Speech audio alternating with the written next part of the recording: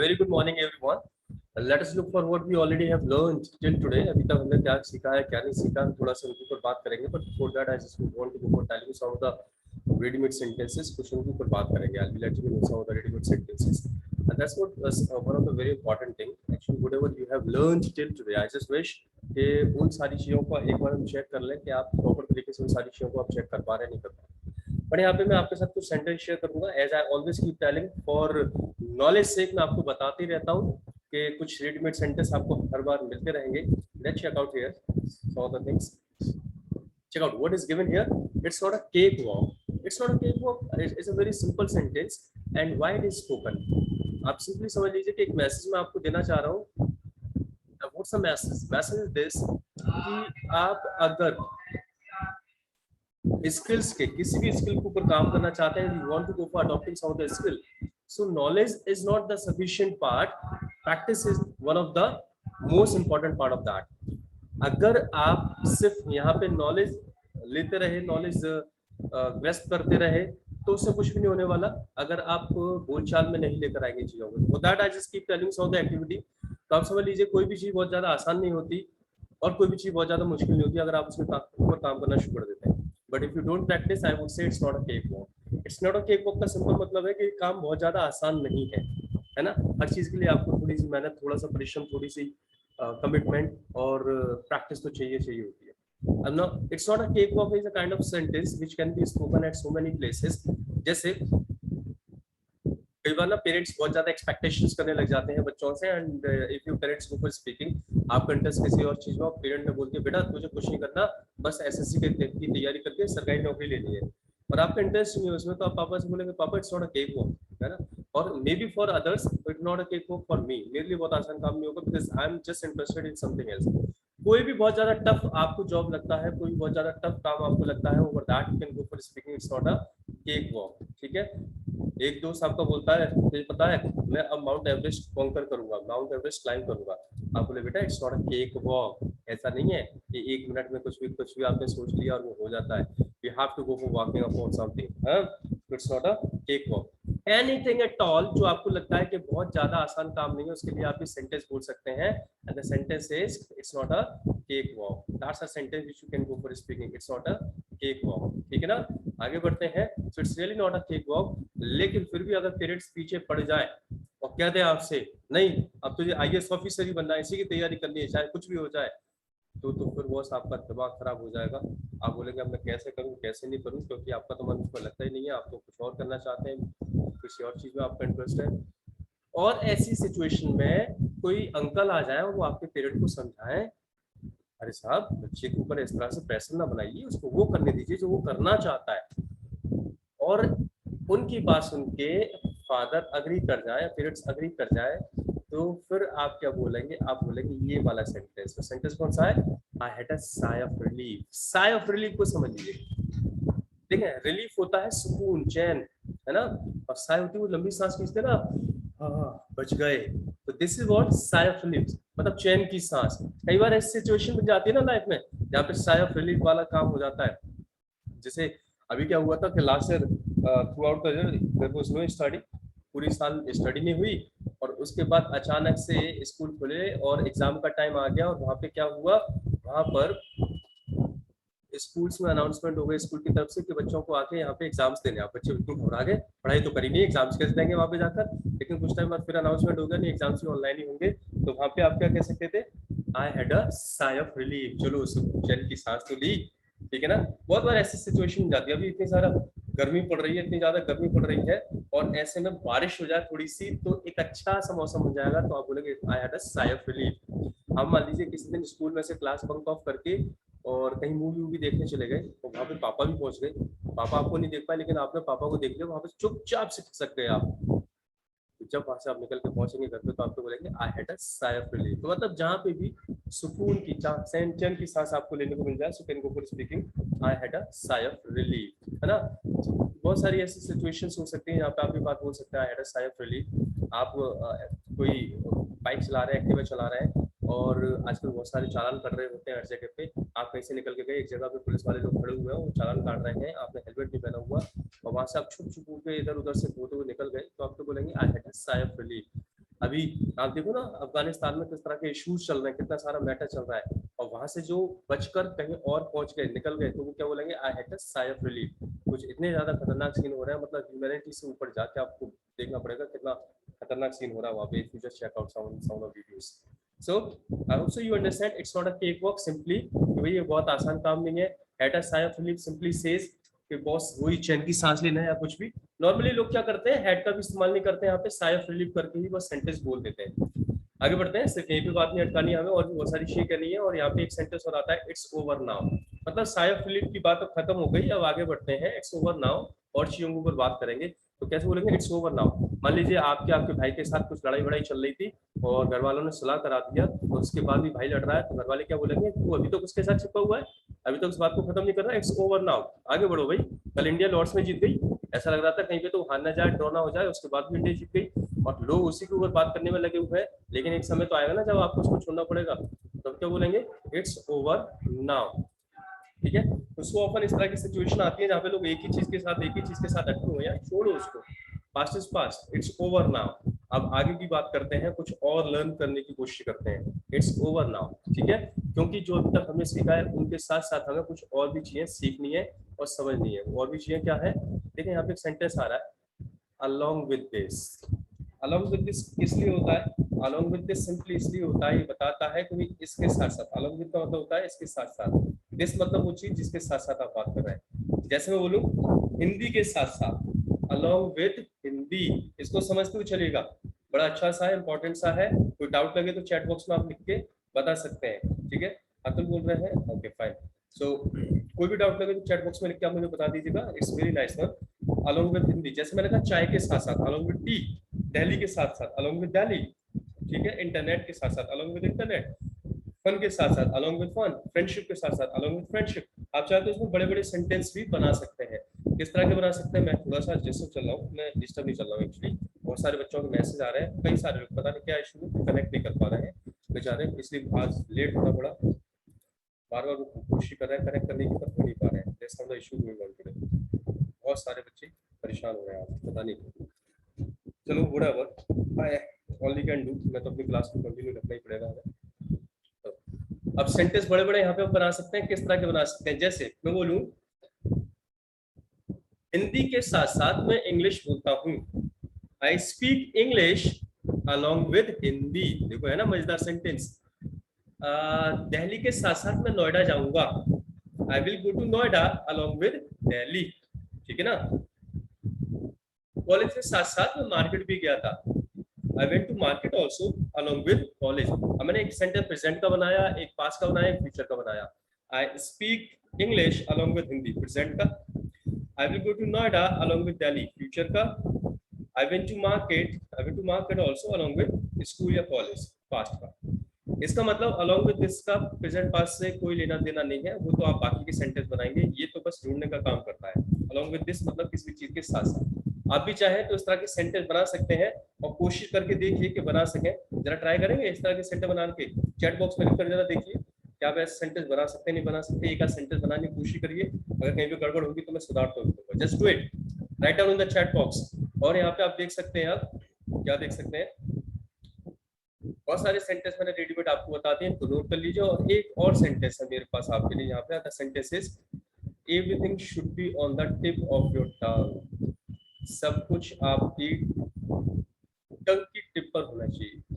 अब मैं जो आपको पढ़ाता जा रहा हूँ बॉस, काम नहीं चलेगा अगर वो चीजें आपकी जबान पे ना रही। Everything should be on the tip of your tongue. Tongue तो आप जानते हैं जबान, और टिप बोलते हैं बिल्कुल आखिरी वाला पॉइंट, कि आप मुंह खोले, मुंह से इंग्लिश गिरना स्टार्ट हो जाए। और ऐसा तभी हो सकता है जब आप लगातार इंग्लिश बोलने की कोशिश कर रहे हैं, और लगातार इंग्लिश बोलने की कोशिश करते रहेंगे तो डेफिनेटली इंग्लिश बोलना आ ही जाएगा। कोई वजह नहीं बचती कि आप अच्छी इंग्लिश ना बोल पाए। Everybody does so, I have done this, so many others have done this. मेरे बहुत सारे स्टूडेंट आज तक कर चुके हैं, they speak very good English, तो आप भी कर सकते हैं। आई हैव टॉट, मतलब मैं क्या बताऊं, बहुत सारे बच्चों को मैंने पढ़ाया है।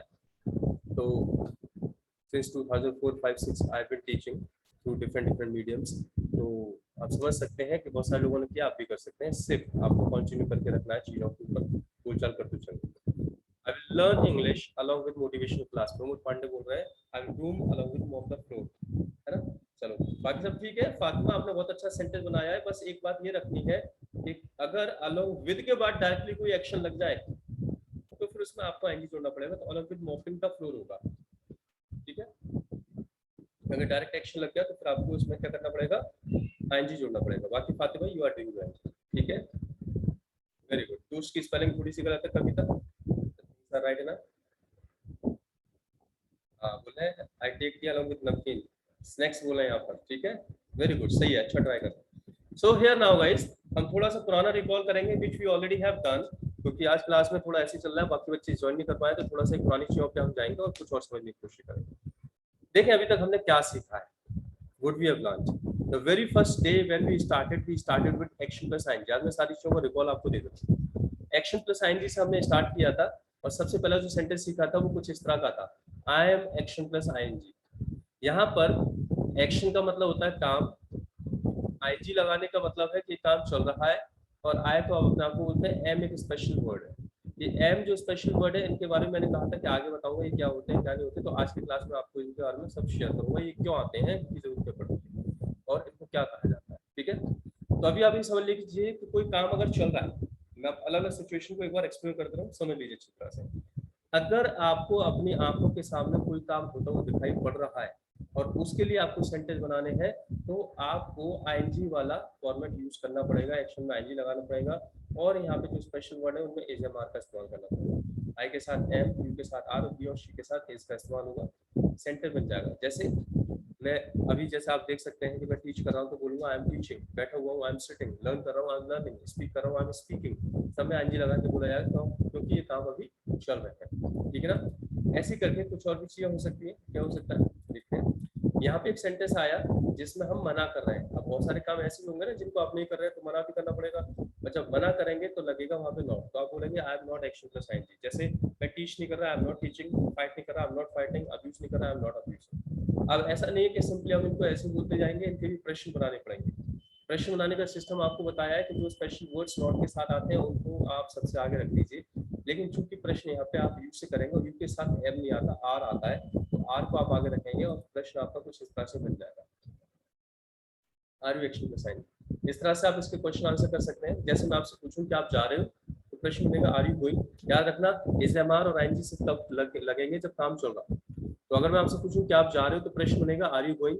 आंसर अगर हाँ में है तो बोलेंगे आई एम गोइंग, और ना में है तो बोलेंगे आई एम नॉट गोइंग। ठीक है, यही बात अगर ही और शी के लिए होने लग जाए तो वहां पे इसका इस्तेमाल करना होगा, सेंटेंस कुछ इस तरह से बनेगा, he is action plus I N G, he is not action plus I N G, और क्वेश्चन के लिए इज आगे लग जाएगा, is he action plus I N G. चूंकि आईएनजी वाला कांसेप्ट हम पहले सीख चुके हैं, बस हल्का सा रिकॉल ले रहे हैं, तो एक आइडिया भर दे रहा हूं मैं इतना, क्वेश्चन बनाना भी, नेगेटिव बोलना भी, सब हम सीख चुके हैं।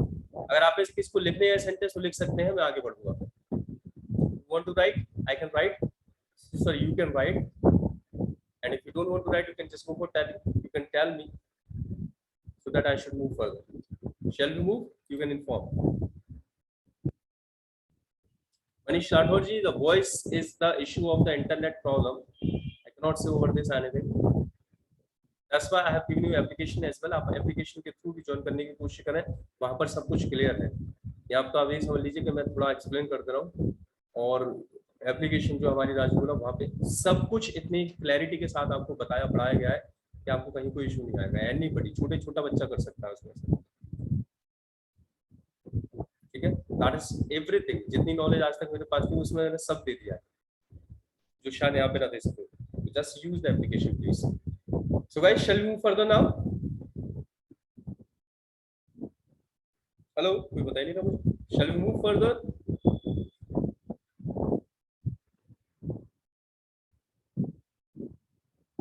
Very good Pandey ji, very good, मतलब फायदा उठाया जा रहा है। चलिए आगे की बात करते हैं। यहाँ पे देखिए काम चल रहा है, और कोई भी काम हमेशा चलता हुआ नहीं रहेगा, तो काम फिनिश भी होगा, और फिनिश करने के लिए हमें क्या करना पड़ेगा, फिनिश करने के लिए हमें आईएनजी हटा के थर्ड फॉर्म करनी पड़ेगी। ये देखिए, ये भी हमने पहले ही सीख लिया है। ठीक है ना, फिनिश करने के लिए हैव एक्शन थर्ड फॉर्म का इस्तेमाल किया था, मतलब आईएनजी हटाएंगे थर्ड फॉर्म करेंगे, और थर्ड फॉर्म हैव और हैज के साथ आती है। आई के साथ हैव, यू के साथ हैव, और ही और शी के साथ हैज लगता है। बाकी कॉन्सेप्ट सेम चलेगा। I have action third form जब काम फिनिश हो गया, आई have not action third form जब काम नहीं फिनिश हुआ, और अगर इसका प्रश्न बनाना है तो हैव को सामने कर दिया हमने, have you action third form, है ना। वही सिस्टम है सारा का सारा, बस मैं एक रिकॉल दे रहा हूँ आज आपको।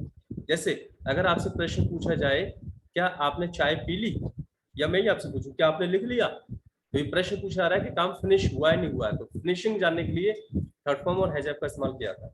तो क्या आपने लिख लिया, तो मेरा प्रश्न बनेगा हैव यू रिटन। आंसर अगर आपने लिख लिया है तो बोलेंगे आई हैव रिटन, और नहीं लिखा तो बोलेंगे आई हैव नॉट रिटन।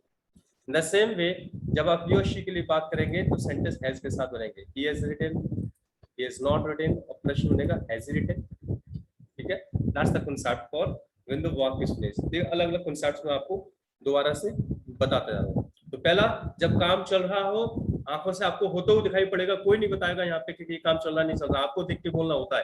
तो देखिए काम चल रहा है तो सीधे एक्शन में आईएनजी लगाइए, एचएमआर का इस्तेमाल करिए। जैसे काम फिनिश होता है, एक्शन की थर्ड फॉर्म करिए और हैज हैव का इस्तेमाल करिए।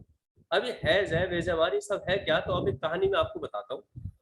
आपको एक काम करता हूं, सीधे एक फॉर्मूला बताता हूं, the formula to ask any kind of question.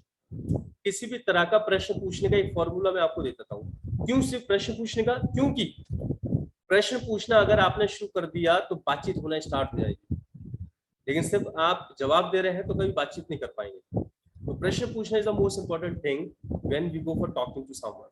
तो उसका मैं आपको एक यहाँ पर सिस्टम बता दे रहा हूँ। The system is, the formula is this. बहुत अच्छी तरीके से समझ लीजिएगा इस फॉर्मूले को। सबसे पहले आया टी डब्ल्यू, उसके बाद आया डूअर, उसके बाद आया एक्शन। ये है फॉर्मूला किसी भी प्रश्न को पूछने का। नाउ लास्ट से शुरू करते हैं। सबसे लास्ट में क्या लगा हुआ है, एक्शन। एक्शन मतलब कोई भी काम, ये आपने समझा पहले। डूअर, देखिए अगर मैं बात करूं खाली डू की, डी ओ डू, तो डू का मतलब होता है करना। जैसे सिंग होता है गाना, और गाने वाले को हम बोलते हैं सिंगर। टीच होता है पढ़ाना, और पढ़ाने वाले को बोलते हैं टीचर। ड्राइव होता है कार चलाना, और चलाने वाले को बोलते हैं ड्राइवर। राइट होता है लिखना, और लिखने वाले को बोलते हैं राइटर। ऐसे डू होता है कोई भी काम करना, और काम करने वाले को हम बोलते हैं doer. So here now doer means वो पर्सन जो काम करने वाला है। तो I, you, he, she, you, we, they, ये सब कौन होते हैं, डूअर होते हैं। जिससे आप प्रश्न पूछ रहे हो, जो आपका अकॉर्डिंग काम करने वाला है, जिससे आप बात कर रहे हैं, वो आपके लिए कौन होगा, डूअर। अगर आप मुझसे प्रश्न कर रहे हैं तो यू है आपके लिए डूअर। अगर ही से प्रश्न कर रहे हैं तो ही है डूअर, है ना। जवाब देने में आई का जवाब है तो आई है डूअर, ही का जवाब है ही है डूअर। तो जो काम करने वाले लोग होते हैं वो होते हैं डूअर। अब सबसे पहले वाले मुद्दे पर बात करते हैं, that is what time word. That's most important thing which you need to understand, जो आप समझ सकते हैं। टाइम वर्ड का मतलब है ऐसे शब्द जो अलग अलग टाइम को शो करें। जैसे अगर आप इंग्लिश में कोई सेंटेंस पढ़ रहे हैं, कोई किताब पढ़ रहे हैं, और उसमें एक सेंटेंस लिखा हुआ है जिसमें विल लगा हुआ है, क्या लगा है, विल, WILL, विल। तो अब उस विल को देखकर ये पता कर लेंगे ये सेंटेंस जो है ये फ्यूचर का सेंटेंस है। ये सेंटेंस फ्यूचर का है, किस बात से मालूम पड़ा, विल को देखकर। इसका मतलब विल ने आपको उस सेंटेंस का टाइम बताया, तो विल वहां का क्या हो गया, टाइम वर्ड। मान लीजिए आपने सेंटेंस पढ़ा जिसमें डिड लगा हुआ है, डिड पास्ट को सेकंड फॉर्म को डिनोट करता है, दिखाता है। डिड को देखकर आपको मालूम पड़ गया ये सेंटेंस पास्ट का है, तो आप समझ जाएंगे कि बात कहां की हो रही है, पास्ट की हो रही है। इसका मतलब डिड पास्ट का टाइम वर्ड हो गया। डू और डज को देख के मालूम पड़ जाता है कि बात प्रेजेंट की हो रही है, तो मतलब डू और डज प्रेजेंट के टाइम वर्ड्स हो गए। इसका मतलब सिंपल सा है, जैसे ही आप कोई सेंटेंस देखते हैं तो उसमें कई बार ऐसे शब्द आपको देखने को मिल जाते हैं जो उनके टाइम को आपको शो कर देते हैं, वो शब्द कहलाते हैं टाइम वर्ड्स। एजएमआर को देख के मालूम पड़ जाएगा कि वर्क कंटिन्यू है, उस समय की बात हो रही है। तो हैजएफ को देख के मालूम पड़ जाता है जहां पे काम फिनिश हुआ है उस समय की बात हो रही है। सारे टेंस समय को ही दिखाते हैं, काल मतलब समय, तो टेंस का मतलब समय से ही है। और अलग अलग समय को जैसे आपने पहचानना शुरू कर दिया कि किस समय में कौन से टाइम वर्ड आते हैं और एक्शन किस तरह से आता है, बस आप सब कुछ सीख जाएंगे। यही होता है सारा सब कुछ, और कुछ नहीं होता। ठीक है ना, आपको मैं एक बार फिर से और सारी चीजें बता देता हूँ। यहाँ पे टाइम वर्ड, डू और एक्शन के फॉर्मूले पे पेस्ट कर दूँ। देखें, डू यू एक्शन, इसमें सबसे पहले लगा टाइम वर्ड डू प्रेजेंट का, उसके बाद डू और यू, और उसके बाद एक्शन है। यही वाला फॉर्मूला पूरा पूरा, टाइम वर्ड, डू और एन एक्शन। ये प्रेजेंट का सेंटेंस है, और इसके थ्रू आप पूछते हैं कि आप ये काम करते हैं या नहीं करते। सेम बात अगर ही के लिए पूछी जाएगी तो बनेगा डज ही एक्शन, ही इस काम को करता है या नहीं करता। मतलब इन प्रश्नों में ये पूछा रहा है कि ये काम आपकी प्रेजेंट लाइफ में शामिल है या नहीं। ठीक है, बात करते हैं are you action plus I N G. Are is the time word, you is the doer और एक्शन एंड एनजी सिचुएशन के अकॉर्डिंग है, एक्शन तो है यहाँ पे time word do and action के फॉर्मूले में। ये दिखा रहा है कि काम चल रहा है, सामने होता हुआ दिखाई पड़ रहा है, और ही के लिए जब ये सेंटर बनेगा तो बनेगा इजी एक्शन का साइन। नेक्स्ट आप देखा तो हैवी एक्शन थर्ड फॉर्म, ये काम को फिनिश होने के टाइम को दिखाता है, जिसमें हैव टाइम वर्ड है और थर्ड फॉर्म उसके साथ आती है, और ही के लिए ये सेंटर बनेगा तो बनेगा हैजी एक्शन करते हैं। नेक्स्ट आप देखें डिड यू एक्शन, ये पास को शो करता है, तो time word do and action का ही फॉर्मूला लगा है। और नेक्स्ट आप देखें तो डिड यू एक्शन ही के लिए सेम ही रहता है। फ्यूचर अगर होता तो will you action and will he action, सभी एक ही फॉर्मूले पे बोले जा रहे हैं, time word and do and action. इस फॉर्मूले को अच्छी तरीके से याद रखें, you are not going to commit any mistake, कोई आपसे गलती नहीं होगी, कोई दिक्कत नहीं आएगी, कोई प्रॉब्लम नहीं आएगी। एक एक्शन लेके इन सभी का मतलब मैं आपको समझा देता हूँ क्या मतलब निकलता है। एक्शन जैसे मैंने लिया, चलो एक्शन है प्ले क्रिकेट, ठीक है। अब प्ले क्रिकेट में अगर मैं आपसे पूछना चाहूँ कि आप क्रिकेट खेलते हैं या नहीं खेलते हैं, तो ये पूछा जा रहा है इसमें कि ये काम आपकी प्रेजेंट लाइफ में शामिल है या नहीं है, तो ये प्रेजेंट की होगी और प्रेजेंट का टाइम बड़ी आगे लगेगा, तो सेंटर बनेगा do you play cricket, answer हो जाएगा आई प्ले क्रिकेट या I do not play cricket. यही बात अगर आप ही के लिए पूछेंगे तो क्वेश्चन बनेगा does he play cricket, answer he plays cricket या he does not play cricket, ठीक है। अगर मैं अभी के लिए आपसे पूछूं कि इस समय आप क्रिकेट खेल रहे हो नहीं खेल रहे हो, तो होगा आर यू प्लेइंग क्रिकेट, ही के लिए पूछा जाएगा तो बनेगा इज ही प्लेइंग क्रिकेट। अगर मैं आपसे पूछूं कि आपने क्रिकेट खेल लिया नहीं खेला, फिनिश हुआ नहीं हुआ ये वाला काम, तो पूछूंगा हैव यू प्लेड क्रिकेट, और सेम सेंटेंस ही के लिए बनेगा हैज ही प्लेड क्रिकेट। अगर मैं यही बात आपसे पूछूं बीते हुए समय के बारे में, भाई कल क्रिकेट खेला था क्या, परसों क्रिकेट खेला था आपने, तो did you play cricket yesterday, और ही के लिए did he play cricket yesterday. Same बात में अगर फ्यूचर में पूछूं तो बनेगा विल यू प्ले क्रिकेट, और ही के लिए विल ही प्ले क्रिकेट। तो देखिए सब में वही फॉर्मूला लग रहा है, time word do and action, her situation के अपने टाइम वर्ड है, प्रेजेंट के do and does, present life को शामिल दिखाने के लिए, प्रेजेंट में जब काम चल रहा हो तो इज एम आर और आईएनजी के साथ, जब काम फिनिश हो गया तो हैज है वो थर्ड फॉर्म के साथ, पास्ट का डिड या सेकंड फॉर्म का ऑप्शन होता है, और फ्यूचर में विल। सारे टाइम वर्ड्स अगर आपको पता है और एक फॉर्मूला पता है तो आप किसी से प्रश्न कर सकते हो और आंसर देना तो आप जानते हो। That's what the simple concept what you have to go for keeping in your mind. Remember this formula, you are not going to commit ever any mistake. Remember this formula. And remember कि कौन सा time word किस situation में काम में आता है और उसके साथ एक्शन किस फॉर्म में आता है, right. Hope so you understood all the things. Now आप इन सारी चीजों को लिख लीजिए और इन सभी एक्शंस के ऊपर जितने सेंटेंस मैंने दिए हैं सभी सेंटेंस में कुछ एक्शन लगा के आप कुछ सेंटेंस बनाने का काम करें। एक्शंस भी मैं आपको बता दे रहा हूँ, वो देख लीजिए। पहला एक्शन है mail to your friend. Mail का मतलब संदेश भेजने से होता है, मेल टू योर फ्रेंड का मतलब हो गया दोस्त को संदेश भेजना। जैसे आपने ईमेल देखा होगा, ईमेल का मतलब है इलेक्ट्रॉनिक मेल, तो मेल का मतलब संदेश भेजने से होता है, कैसा भी संदेश। नेक्स्ट देखते हैं थिंक अबाउट द पिकनिक, मतलब पिकनिक का प्लान। आपने कहा सर कोई पिकनिक का प्लान बना लीजिए, कहीं पे बाहर जाना नहीं हो पा रहा है, लॉकडाउन में तो हालत खराब कर रखी है, कोरोना की वजह से दुनिया हमारी उजड़ गई है, घर पे बंदे बंदे पागल हो गए, हम भी पागल हो गए, घर वाले भी पागल हो गए, एक दूसरे की शक्ल देख कर, तो कोई प्लान बना लीजिए, मतलब थिंक अबाउट द पिकनिक, ठीक है। Next prepare for competition, competition की तैयारी करना। अब ये 3 एक्शंस हैं, इन सभी सेंटेंस में आपको यूज करने हैं और इनके आंसर्स बनाने हैं। That is going to be your work. ये फॉर्मूला आपको याद रखना है। आज हमने बस इस फॉर्मूले के ऊपर बात की है, that is what the most important thing. ऐसा नहीं कि सिर्फ यही क्वेश्चन इससे पूछाएंगे, आगे भी आप बहुत सारे टाइम वर्ड सीखेंगे, बहुत सारी सिचुएशन सीखेंगे, सब में यही फॉर्मूला काम करेगा। फॉरएवर आपका प्रश्न पूछने का यही फॉर्मूला रहेगा, right. So that's something from my side. अब अगर आप कुछ पता करना चाहते हो या पूछना चाहते हो तो आप मुझसे पूछ सकते हो, और इसको जल्दी से लिख लीजिए। इसको लिख लेंगे तो फिर हम आगे बढ़ते हैं।